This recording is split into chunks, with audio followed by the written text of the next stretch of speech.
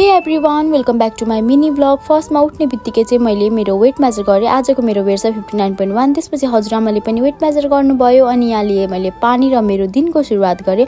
मेरो दिनको सुरुवात त भइसकेको छ गाइज। अब चाहिँ यहाँ दिँदैछु म कालीलाई ब्रेड। फर्स्टमा चाहिँ कालीले एकदम घुर्की देखाउँछ क्या, म चाहिँ आँखाहरू पुसिदिन्छु, ऊ चाहिँ पुरा खेल्दैछ मसँग। त्यसपछि आँखाहरू मजाले सफा गरिदिएँ मैले अनि यहाँ दिएँ मैले ब्रेड, खाँदैछ एकदम मजाले। अनि म लागेँ किचनतिर हजुरआमाको लागि रोटी प्रिपेयर गर्नको लागि।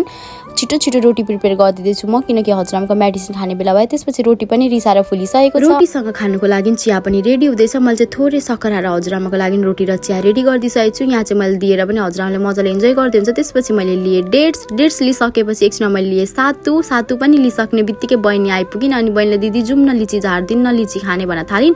त्यही भएर म जाँदैछु यहाँ लिची झार्दिन अनि फाइनली यति हामीले झारिसक्यौँ। त्यसपछि म लागेँ किचनतिर।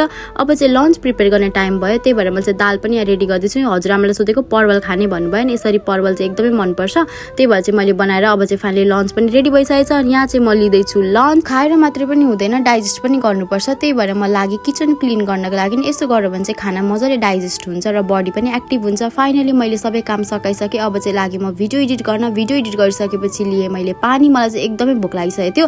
त्यसपछि मैले हजुरआमा सोधेको मकै खाने भन्नुभयो नि। यहाँ चाहिँ हाम्रो खाजामा आज मकै अनि मिल्क टी रेडी हुँदैछ। फर्स्टमा चाहिँ मैले हजुरआमालाई दिएँ। हजुरआमालाई दिइसकेपछि चाहिँ अब मैले पनि लिएँ। म चाहिँ मिल्क टी लिँदिनँ, मैले चाहिँ मकै मात्रै इन्जोय गरेँ। स्न्याक्स लिइसकेपछि एकछिनमा बज्यो 7 अनि मम्मी पनि फाइनली घर आइसक्नु भएको थियो। अनि मम्मीले भन्नुभयो चिया खाने भनेर, त्यही भएर मम्मीको लागि न मेरो लागि चिया मैले रेडी गरेँ। अनि मम्मी चाहिँ जोक हान्दै यहाँ चिया र बिस्किट्स इन्जोय गर्दै हुन्छ नि। मम्मीको जोक सुन्दै म पनि यहाँ हाँस्दै चिया र बिस्किट्स इन्जोय गरिरहेको थिएँ। मम्मीले चाहिँ यस्तो जोक हान्नुहुन्छ नि गाइज, म हाँसे नै हुन्छु। अनि यहाँ चाहिँ म पनि गफ हान्दै थिएँ। अनि हजुरआमाले चाहिँ यसरी काट्नुपर्छ भिन्डी भन्दै मलाई सिकाउँदै हुन्छ क्या। मम्मी चाहिँ यहाँ एकदम मजाले रोटीहरू रेडी गरिदिँदै हुन्छ।